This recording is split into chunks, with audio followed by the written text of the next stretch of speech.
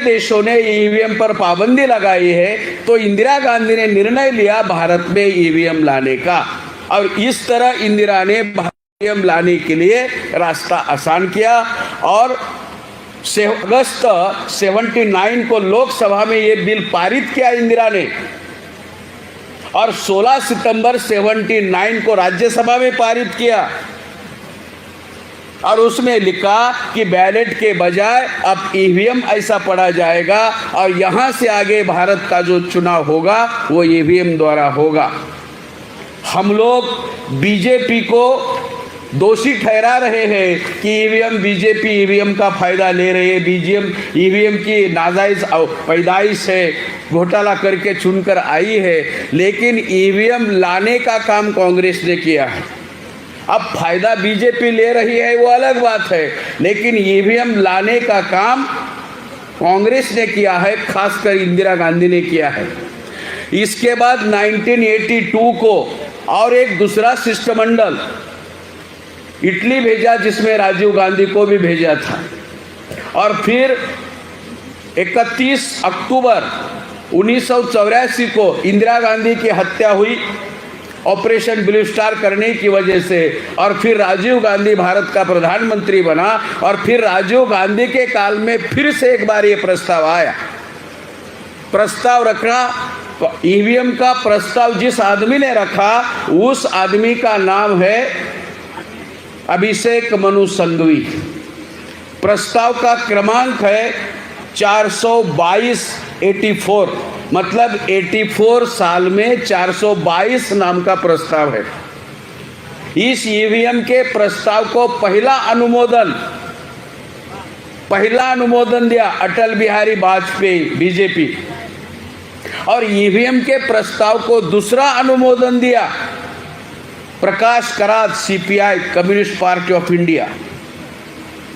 कांग्रेस ब्राह्मणों की party, BJP ब्राह्मणों की पार्टी और सीपीआई ब्राह्मणों की पार्टी, ये 3 ब्राह्मणों की पार्टी ने मिलकर ईवीएम भारत में लाया, क्योंकि कांशीराम जी ने एक ब्राह्मणेतर पार्टी का निर्माण किया था।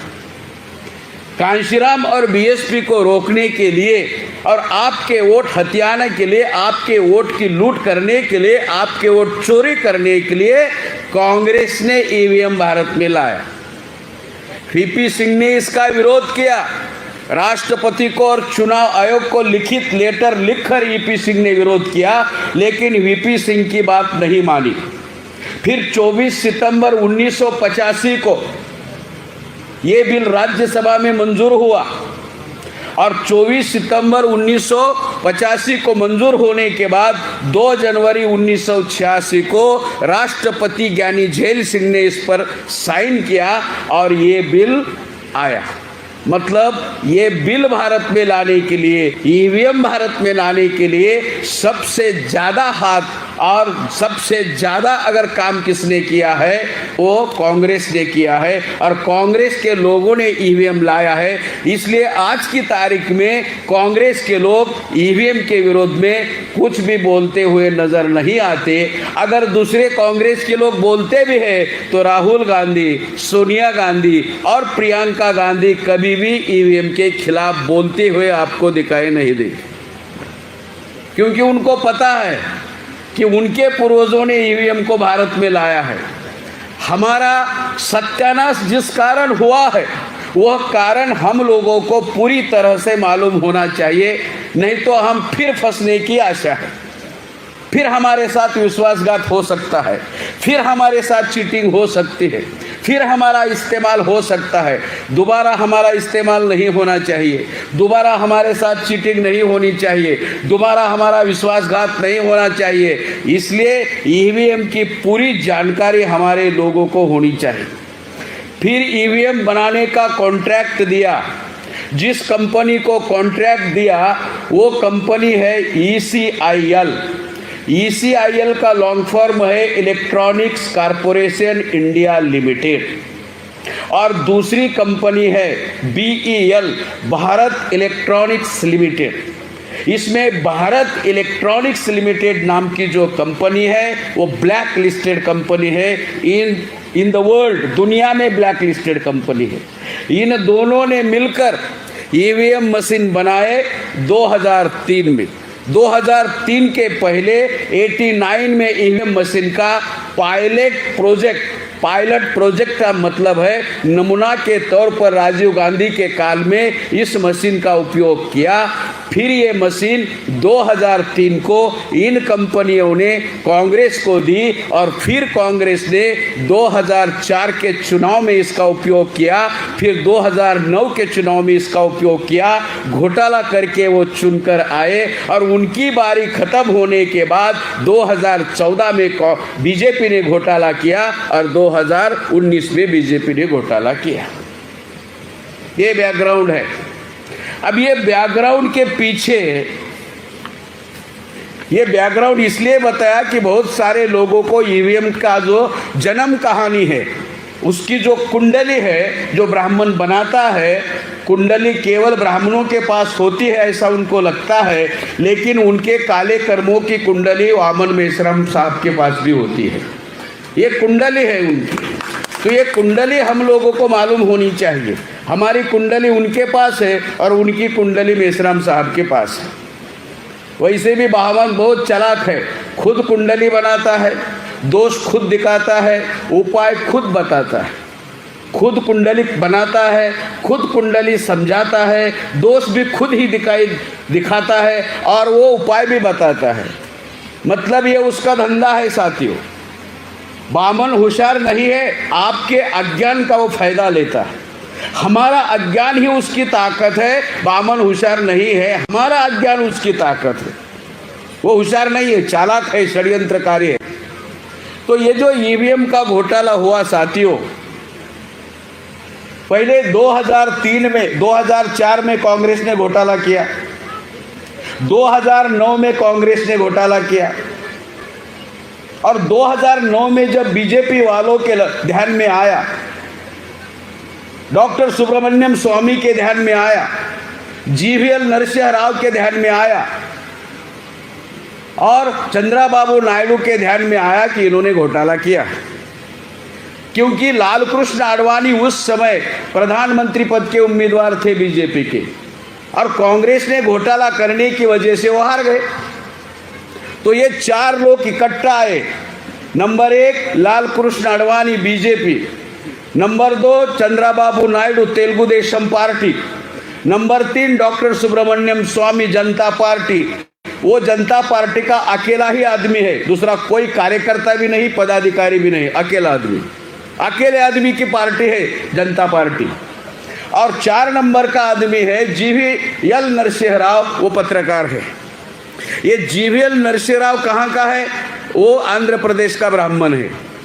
ये डॉक्टर सुब्रमण्यम स्वामी कहाँ का है? ये तमिलनाडु का ब्राह्मण है। तो ये 4 लोग इकट्ठा आए और 4 लोग दिल्ली हाई कोर्ट में चले गए। जब दिल्ली हाई कोर्ट में चले गए तो दिल्ली हाई कोर्ट ने इनका केस रिजेक्ट किया। तो 4 लोगों ने फिर सुप्रीम कोर्ट में वो चले गए और सुप्रीम कोर्ट में चले जाने के पहले एक घटना घटित हुई। बहुत गुस्सा आया था जीवीएल नरसिंह राव को, बहुत गुस्सा आया था आडवाणी को, बहुत गुस्सा आया था डॉक्टर सुब्रमण्यम स्वामी को और चंद्रबाबू नायडू को। इसलिए उन्होंने निर्णय लिया कि कांग्रेस के खिलाफ देश भर में वातावरण बनाने का। जब ये केस उन्होंने सुप्रीम कोर्ट में दाखिल किया तो सुप्रीम कोर्ट ने एक नोटिस कांग्रेस को सोनिया गांधी को दी। तो सोनिया गांधी को बहुत डर लगा, अगर सुप्रीम कोर्ट इस चुनाव के खिलाफ अगर निर्णय लेती है, जजमेंट देती है तो क्या होगा। ईवीएम में घोटाला होता है ऐसा जजमेंट देती है सर्वोच्च न्यायपालिका सुप्रीम कोर्ट, तो क्या होगा।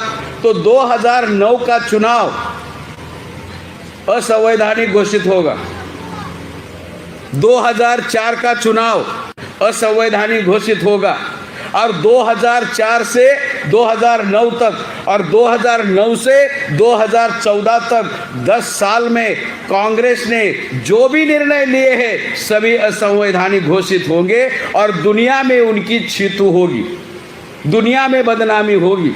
ये बदनामी नहीं होनी चाहिए, छीतू नहीं होनी चाहिए, कांग्रेस की इज्जत नहीं जानी चाहिए। वो जो निर्णय लिए वो कायम रहने चाहिए। तो इन्होंने क्या किया, सोनिया गांधी ने सोचा, क्या सोचा कि हम जीवीएल नरसिंह राव को चुप करा सकते हैं, हम जीवीएल नरसिंह राव को चुप करा सकते हैं, हम डॉक्टर सुब्रमण्यम स्वामी को भी चुप करा सकते हैं, हम चंद्रबाबू नायडू को भी मैनेज करा सकते हैं, लेकिन लाल कृष्ण आडवाणी को चुप कराना, मैनेज कराना हमारे बस की बात नहीं है। और जब तक लाल कृष्ण आडवाणी चुप नहीं होगा ये मामला सेटल नहीं होगा।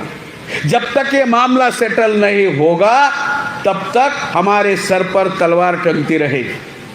सुप्रीम कोर्ट अगर जजमेंट देता है कि ईवीएम में घोटाला होता है तो 2004 और 2009 का चुनाव असंवैधानिक घोषित होगा और उसी दौरान जो भी राष्ट्रीय स्तर के, अंतर्राष्ट्रीय स्तर के निर्णय लिए हैं वो सारे निर्णय रद्द हो जाएंगे और पूरे भारत में कांग्रेस की इज्जत चली जाएगी। ऐसा नहीं होना चाहिए। इसलिए सोनिया गांधी ने एक प्लान बनाया। क्या प्लान बनाया कि लाल कृष्ण आडवाणी को केवल एक ही आदमी रोक सकता है, एक ही आदमी चुप करा सकता है, एक ही आदमी मैनेज करा सकता है, उसका नाम है मोहन भागवत। तो सोनिया गांधी मोहन भागवत के पास गई और मोहन भागवत को सारी कहानी बताई, क्योंकि जीवीएल नरसिंह राव, डॉक्टर सुब्रमण्यम स्वामी, चंद्रबाबू नायडू और लाल कृष्ण आडवाणी इन्होंने जो सबूत इकट्ठा किए थे ईवीएम के विरोध में, एक कॉपी सुप्रीम कोर्ट में दी थी और एक कॉपी मोहन भागवत को दी थी। मतलब ये सारे सबूत मोहन भागवत के पास थे। तो सोनिया गांधी को पता चला कि मोहन भागवत को सब मालूम है। तो सोनिया गांधी मोहन भागवत को बोली, देखो हम डॉक्टर सुब्रमण्यम स्वामी को चुप करा सकते हैं, जीवीएल नरसिंह राव को चुप करा सकते हैं और चंद्रबाबू नायडू को भी मैनेज करा सकते हैं, लेकिन आडवाणी को हम चुप नहीं करा सकते। और आडवाणी अगर रथ यात्रा निकालेगा, उसको यात्रा निकालने का बड़ा शौक है और पूरे भारत में ईवीएम के घोटाले में बताएगा तो हमारी इज्जत चली जाएगी। तो मोहन भागवत ने सोनिया गांधी से पूछा, आप मुझसे क्या उम्मीद करती हो, आप मुझसे क्या उम्मीद करती हो, हमारे हक अधिकार के संबंध में क्या षड्यंत्र हो रहे हैं वो आसान तरीके से बताने की कोशिश कर रहा हूं। तो सोनिया गांधी ने कहा, आप आडवाणी को चुप करा। तो मोहन भागवत बोले, ठीक है मैं चुप कराता हूं, ओके, मेरा क्या फायदा, मेरा क्या फायदा होगा। तो सोनिया गांधी ने कहा, ऐसा करो 2004 का चुनाव ईवीएम में घोटाला करके जीत लो। आप 2004 का चुनाव ईवीएम में घोटाला करके जीत लो, हम कुछ नहीं कहेंगे, हम चर्चा नहीं करेंगे, अब जीत लो। फिर मोहन भागवत ने कहा, सोनिया गांधी जी आपको ऐसा नहीं लगता कि ये नाइंसाफी है, ये गलत है? बोले कैसे, आपने कितनी बार घोटाला किया? तो सोनिया गांधी ने कहा 2 बार किया, एक 2004 में, एक 2009 में, और आप कह रहे कि आप केवल 14 में करो, मतलब ये नाइंसाफी नहीं। हमारे हक का अधिकार के संबंध में क्या हो रहा है पर्दे के पीछे,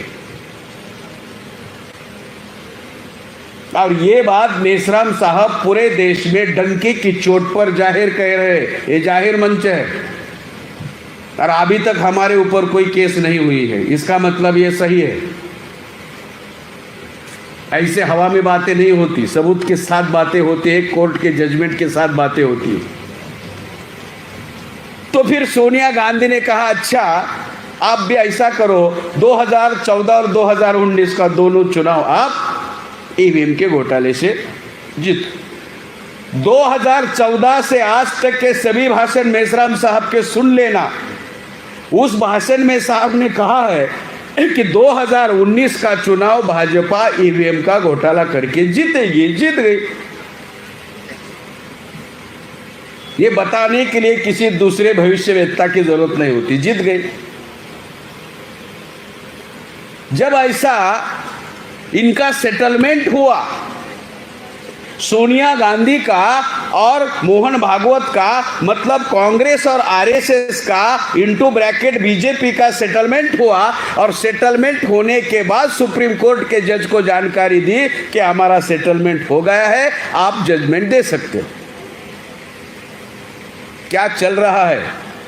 तो फिर इनका सेटलमेंट होने के बाद सुप्रीम कोर्ट ने 8 अक्टूबर 2013 को जजमेंट दिया। जजमेंट मेरे पास है, आप देख सकते हो, गूगल पर भी है, आप सर्च करके देख सकते हो। उसमें लिखा सुप्रीम कोर्ट के जज ने, जज का नाम है पी सदाशिवम। क्या जजमेंट दिया?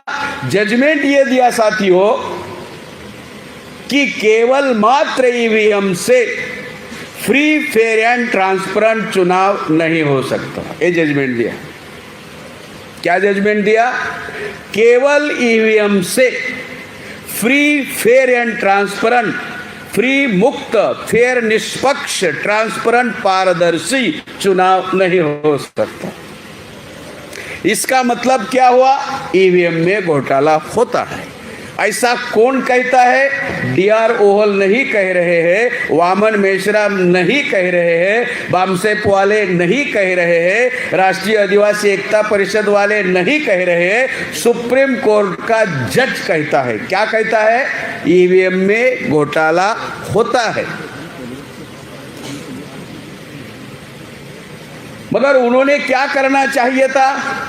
जर्मन के सुप्रीम कोर्ट ने ईवीएम पर पाबंदी लगाई, इटली के सुप्रीम कोर्ट ने ईवीएम पर पाबंदी लगाई, जर्मन और इटली के सुप्रीम कोर्ट ने ईवीएम असंवैधानिक है घोषित किया। तो भारत का जो सुप्रीम कोर्ट है उसको संवैधानिक नहीं कह सकता, उसको संवैधानिक नहीं कह सकता। इसलिए उन्होंने रास्ता बनाया। क्या रास्ता बनाया? घोटाला होता है मगर पकड़ने के लिए मशीन रखेंगे। ईवीएम में घोटाला होता है मगर पकड़ने के लिए मशीन, दूसरी मशीन रखेंगे। चालाकी, सुप्रीम कोर्ट की चालाकी। मतलब उन्होंने कबूल किया, उन्होंने एक्सेप्ट किया, एडमिट किया कि ईवीएम में घोटाला होता है। तो जैसे जर्मन के सुप्रीम कोर्ट ने और इटली के सुप्रीम कोर्ट ने, नीदरलैंड के सुप्रीम कोर्ट ने, फिनलैंड के सुप्रीम कोर्ट ने जैसे नकारा ईवीएम को, वैसे भारत के सुप्रीम कोर्ट ने भी नकारना चाहिए था, मगर ऐसा नहीं किया। क्योंकि इस षड्यंत्र में जैसे कांग्रेस शामिल है, वैसे बीजेपी शामिल है, वैसे सुप्रीम कोर्ट भी शामिल है। और इनका सेटलमेंट होने के बाद उन्होंने निर्णय दिया कि ईवीएम से फ्री, फेयर एंड ट्रांसपेरेंट चुनाव नहीं हो सकता, मगर ये फ्री, फेयर एंड ट्रांसपेरेंट करने के लिए वीवीपीएटी मतलब पेपर ट्रेल मशीन लगानी चाहिए। ये है निर्णय, सबसे बड़ा निर्णय, माइलस्टोन निर्णय, grand judgement, historical judgement, time mark judgement. अभी भारत के लोगों को पूछो, ये 8 अक्टूबर 2013 का जजमेंट है, क्या हमारे लोगों को इसकी जानकारी है? आदिवासी लोगों को छोड़ो, अनपढ़ लोगों को छोड़ो, गवार लोगों को छोड़ो, आदिवासी में पढ़े लिखे लोग हैं उनको पूछो क्या इसकी जानकारी है? आदिवासी के पढ़े लिखे छोड़ो, एससी है, ओबीसी, इनके पढ़े लिखे लोगों को पूछो, एससी एसटी ओबीसी के पढ़े लिखे लोगों को पूछो, जानकारी नहीं। अभी जानकारी ही नहीं है तो उसका विश्लेषण कैसे करोगे? विश्लेषण नहीं करोगे तो निर्णय, निष्कर्ष कैसे निकालोगे? निष्कर्ष नहीं निकालोगे तो निर्णय कैसे लोगे? और निर्णय नहीं लोगे तो शासक कैसे बनोगे? और शासक नहीं बनोगे तो अपने भविष्य का फैसला कैसे करोगे? अगर आप अपने भविष्य का फैसला करना चाहते हो तो शासक बनना होगा। शासक बनना चाहते हो तो निष्कर्ष निकालना हो, निर्णय लेना होगा। निर्णय लेना चाहते हो तो निष्कर्ष निकालना होगा। निष्कर्ष निकालना चाहते हो तो विश्लेषण करना होगा, और विश्लेषण करना चाहते हो तो जानकारी होनी चाहिए ना भाई। वकीलों को पता नहीं भारत के, वकील छोड़ो, हाई कोर्ट के और सेशन कोर्ट के जज को पता नहीं निर्णय। अतः सवाल है क्यों पता नहीं, सवाल है क्यों पता नहीं, क्योंकि ये खबर किसी भी अखबार में मीडिया ने छापी नहीं। Grand judgement, time mark judgement, historical judgement, लेकिन किसी भी अखबार में 5155 अखबार है भारत में, सभी के संपादक ब्राह्मण है, किसी अखबार में यह खबर नहीं आई। 3797 चैनल है भारत में, एक भी चैनल में यह खबर नहीं आई। रेडियो पर मन की बात आती है, ईवीएम की बात नहीं आई। टीवी पर सब कुछ दिखाते हैं, ईवीएम का फैसला नहीं दिखाया। अखबार में सब कुछ लिखते हैं, ईवीएम का फैसला नहीं लिखा। और मीडिया ने नहीं दिखाया, मीडिया ने नहीं लिखा, मीडिया ने नहीं बताया, इसलिए हमारे लोगों को पता ही नहीं चला। अगर निर्णय ही मालूम नहीं हमारे विरोध में हुआ है, फेवर में है, विरोध में है, उसका क्या करना है, तो ये जो सारी बातें हैं साथियों, ये निर्णय के पीछे की बातें हैं। अब दूसरी महत्वपूर्ण बात, मतलब इसमें सत्ताधारी पार्टी शामिल है बीजेपी इस षड्यंत्र में, नंबर 2 विरोधी पार्टी शामिल है कांग्रेस, और नंबर 3 सुप्रीम कोर्ट शामिल है, जैसे निर्णय उनके अनुसार दिया, और नंबर 4 मीडिया शामिल है। ये खबर उन्होंने हम लोगों तक पहुंचाई नहीं। बाबा साहब ने लोकतंत्र के 4 पिलर किए हैं, और चौथा पिलर मीडिया है। जो 3 पिलर आपसे बातें छुपाते हैं, वो चौथे पिलर ने बतानी चाहिए, लेकिन वो नहीं बता रहे हैं। क्यों नहीं बता रहे? 97% मीडिया पर ब्राह्मणों का कब्जा है, 97। अभी इतना बड़ा कार्यक्रम वाकुड़ा जिला में हो रहा है, हर खबर वाकुड़ा की आएगी, लेकिन ये नहीं आएगी। तो खबर ना देने की वजह से हमें